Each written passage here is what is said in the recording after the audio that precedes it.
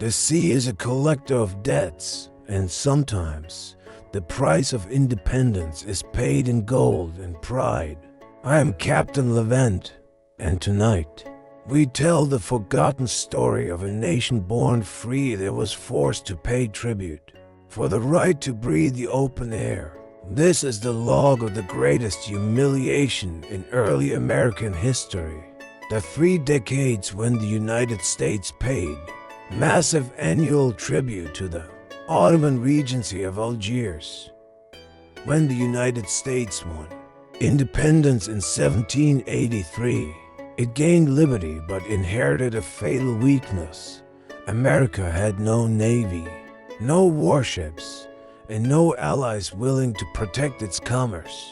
Its merchant ships were exposed to the dangers of the vast Mediterranean, a sea controlled by forces far older and more powerful for centuries.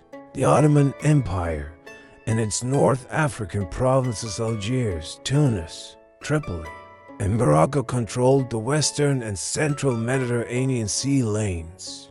Their corsair fleets, operating under the imperial authority, were internationally recognized as powerful maritime actors, not simple pirates. The rule was simple. European powers like Spain, France, and even Scandinavian states paid tribute to ensure safe passage. When the first American merchant ships entered the Mediterranean in 1784, the corsairs considered them fair game. The Americans, lacking naval protection, were an easy target for a system that had been raiding European shipping since the 1500s. The first seizures came quickly. In July 1785, the Algerian fleet seized 2 American ships, the Maria and the Dolphin, and enslaved their crews. The sailors were dragged in chains to the dungeons of Algiers. The true shock was the sheer power imbalance exposed by this act. The Dey of Algiers was quick and absolute in his verdict. The Congress in Washington, in a state of panic, had no means to rescue its own citizens. The Dey demanded an enormous ransom for the crews, plus a substantial yearly tribute if America wished to trade safely in the Mediterranean. Thomas Jefferson, then American ambassador in Paris, perfectly articulated the nation's agonizing choice. He wrote, "We must either buy peace or build a navy." But the young Congress had recently fought a war for independence and had no money or political will to fund a new navy large enough to challenge the Ottoman-backed forces. The Barbary states were legitimate, state-backed corsairs operating under the Ottoman legal and political framework of Gaza. In naval jihad, historical records confirmed that European powers chose to pay tribute rather than fight. Algiers alone could field over 50 well-trained corsair vessels, backed by centuries of naval tradition. The U.S. had no choice but to submit. The humiliation lasted for 10 long years. American commerce was strangled, and its captured citizens remained enslaved, a constant, painful reminder of the newborn republic's weakness on the world stage.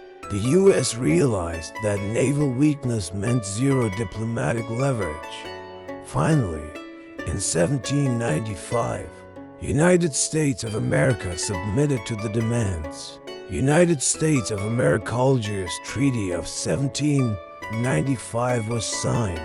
It was a costly submission, demanding a massive financial commitment just to stop the attacks. The financial cost was staggering. $640 to $1,500 was paid up front, a crippling sum for the young nation. Additionally, they committed to $21,600 of annual tribute, plus costly naval materials and gifts. This payment, made in gold, was the first time in U.S. history that America paid a foreign power for protection at sea. The treaty contains the deepest cut to American pride. It was the first foreign treaty in U.S. history ever written in a language other than English, specifically Ottoman Turkish.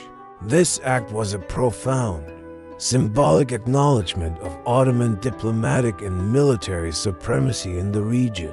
The document begins with a remarkable line that cemented this submission. The United States shall not be at war with the Regency of Algiers. Under the protection of the Ottoman Empire, the treaty was essentially an admission that for safe commerce, the U.S. was sailing under the Ottoman shadow. The tribute payments continued into the 19th century. The system began to crack when Thomas Jefferson became president in 1801. Jefferson despised the idea of paying protection money and saw it as an unacceptable drain on the national treasury. When the commander of Tripoli demanded higher payments, Jefferson refused, famously stating America would not send another drop of tribute. This defiance did not bring peace. It triggered the First Barbary War 1801-1805. The only way to end the tribute was to fight. The war forced the U.S. to finally build its first true blue water navy, sending its newly built frigates the Constitution among them across the Atlantic. This humiliation, ironically, was the catalyst for American naval power. Despite the U.S. Navy's daring raids, like the burning of the captured USS Philadelphia, the war did not end in total victory. The conflict was a brutal learning curve, demonstrating just how potent the Corsair forces remained.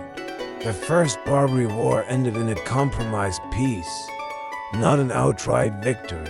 The U.S. secured some stability, but, crucially, continued to pay tribute to Algiers.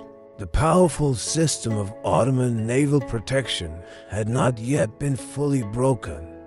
The true, definitive end came a decade later, after the War of 1812. The now battle-hardened and much stronger U.S. Navy returned to the Mediterranean under Admiral Stephen Decatur in 1815. The balance of power had finally shifted decisively in America's favor. Decatur used his powerful frigates and strategic naval presence to confront the weakened Barbary states. He forced Algiers, Tunis, and Tripoli to sign new, harsh treaties. These treaties permanently ended the obligation of the United States to pay tribute to any foreign power for safe passage.